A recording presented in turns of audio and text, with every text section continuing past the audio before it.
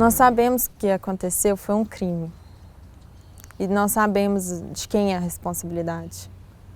A gente sabe que esse sofrimento, quem causou. Para a população de Brumadinho, esse crime foi muito impactante, né? Um trauma muito forte. O crime da Vale em Brumadinho, ele é parte de um crime maior. Tem a sensação de que cada vez mais as barragens, outras barragens estão se abrindo no coração do nosso povo. Aquela da Lama está lá, mas o que está acontecendo com a cidade, com as famílias, é algo de fato muito triste, muito triste.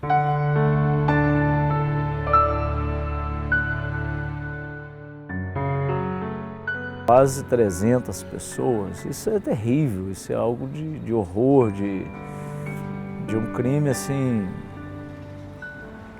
horrendo. Você, um minuto assim, ver tantas vidas serem ceifadas, isso para nós é o pior que aconteceu. Mas a partir daí outras coisas muito ruins também, a natureza devastada, a terra está chorando em Brumadinho. O rio está morto em Brumadinho, o rio Paraopeba.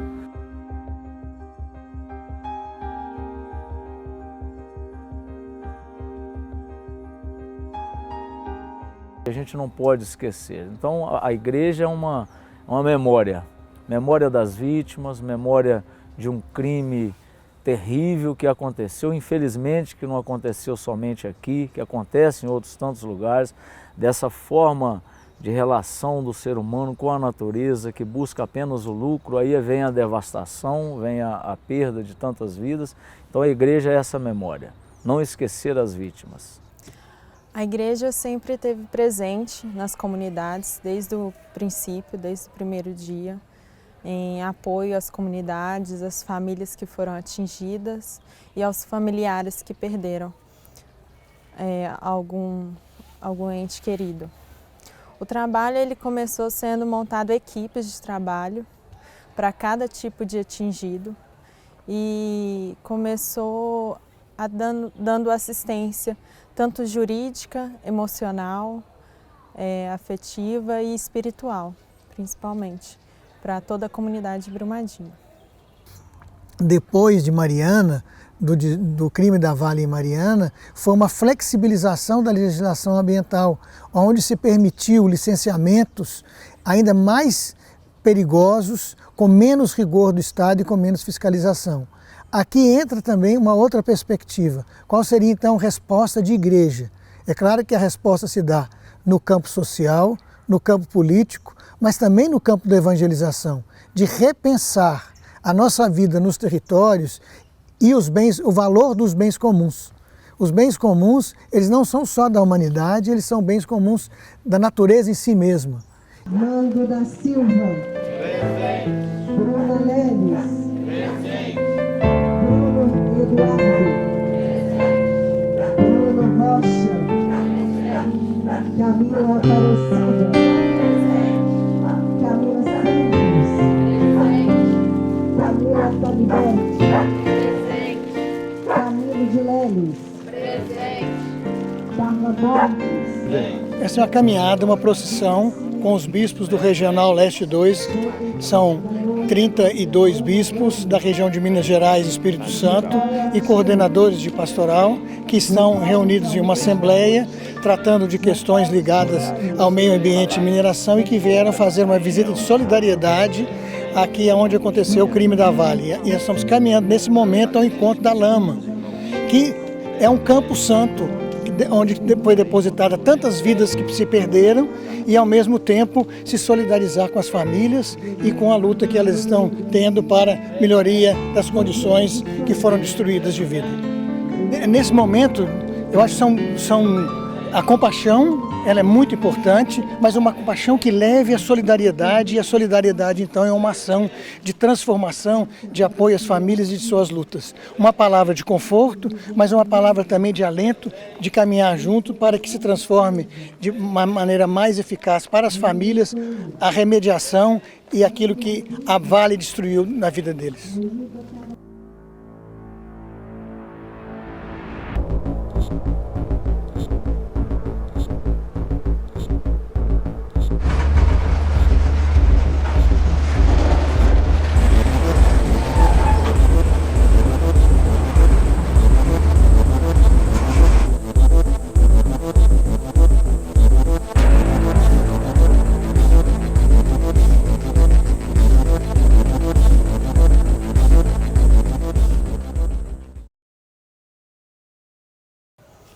Brumadinho surgiu da mineração. Ela cresceu a partir da mineração, então a presença econômica, minério-dependência dela é muito grande. E com esse crime que aconteceu, as pessoas estão se mobilizando, estão criando consciência do impacto que antes a gente não via. A gente não reconhecia isso, achávamos que nós dependíamos deles. E a partir dessa situação, está criando uma nova visão, uma nova mobilização na cidade, de reconhecer o que é realmente esse impacto da mineração na nossa cidade.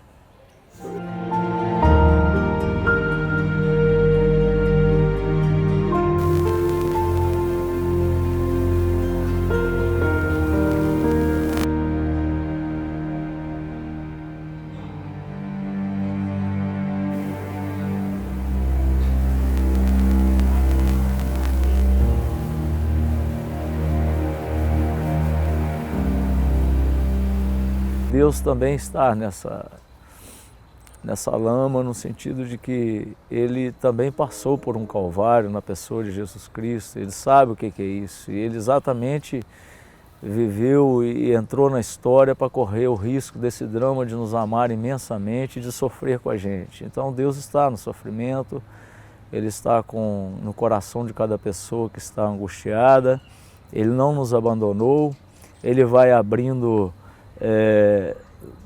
presenças que de repente aparecem na nossa sociedade. Eu fico pensando a partir mesmo da minha experiência, eu não tinha absolutamente nenhum preparo para isso, eu não fui enviado pela arquidiocese para estar aqui em Brumadinho, para enfrentar isso, era para outra coisa, para a gente construir um paraíso, que aqui é muito bonito, o povo é muito bom, mas de repente a gente tem que atravessar isso. Então Deus está com a gente, Deus está conosco, sofrendo conosco e nos inspirando para que eu acho que Brumadinho tem uma voz profética para o mundo todo. Brumadinho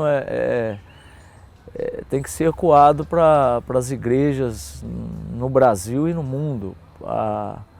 Nós não podemos fazer de conta que a nossa vida é consagrada ao Senhor se a gente não está junto daquele que sofre. Eu fico pensando quantas pessoas ainda estão escondidas nas suas casas, com medo, com depressão, chorando, e nós não conseguimos ainda chegar lá.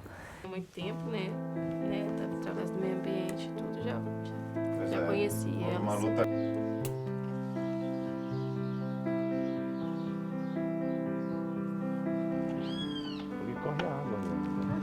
Trabalhava mesmo. Depois de formado. Ele fez administração.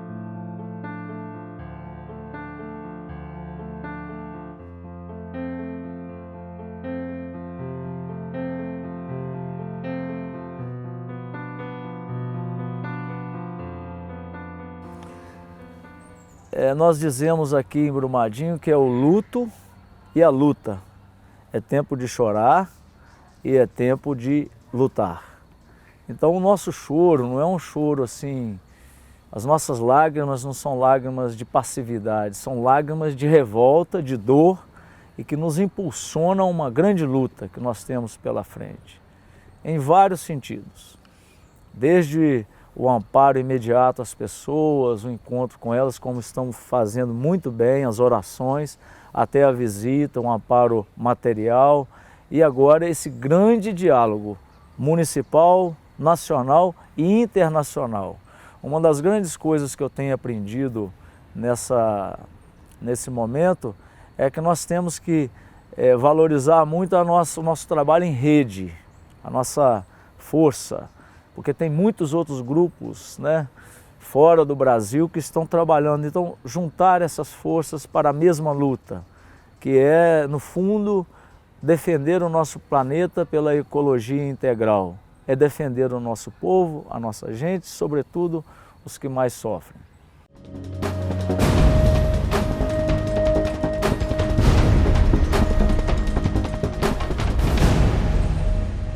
Aquecimento global, o problema da água, as doenças que são causadas pelo agronegócio, os agrotóxicos.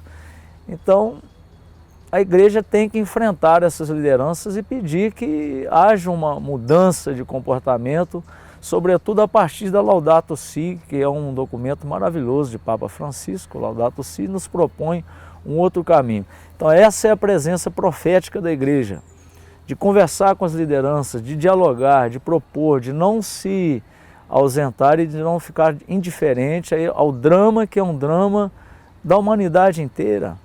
Quantos refugiados, quantos já sofrem com as questões climáticas, quantos sofrem com a devastação do meio ambiente, a falta de água. Então são questões muito amplas e a igreja tem muito a oferecer no diálogo com a sociedade. A gente não quer migalhas, a gente não quer assistência, a gente só quer a justiça, porque durante 40 anos essa cidade foi explorada. E a gente nunca esperava que o retorno que essa exploração trazeria para a gente, que o retorno dessa exploração seria a morte de 270 pessoas. Seria esse impacto ambiental que causou na nossa cidade. Depois de tanta exploração, será que é isso que a gente precisa receber em troca? Será que é isso que a gente tem o direito de receber em troca? Mais exploração? Será que a gente não é digno de reconhecimento das necessidades emergenciais que até hoje ainda não foram atendidas? Desse apoio a tantas famílias que perderam casas, tantas famílias que perderam seus entes queridos. Hoje existem tantas crianças órfãos aqui nessa cidade.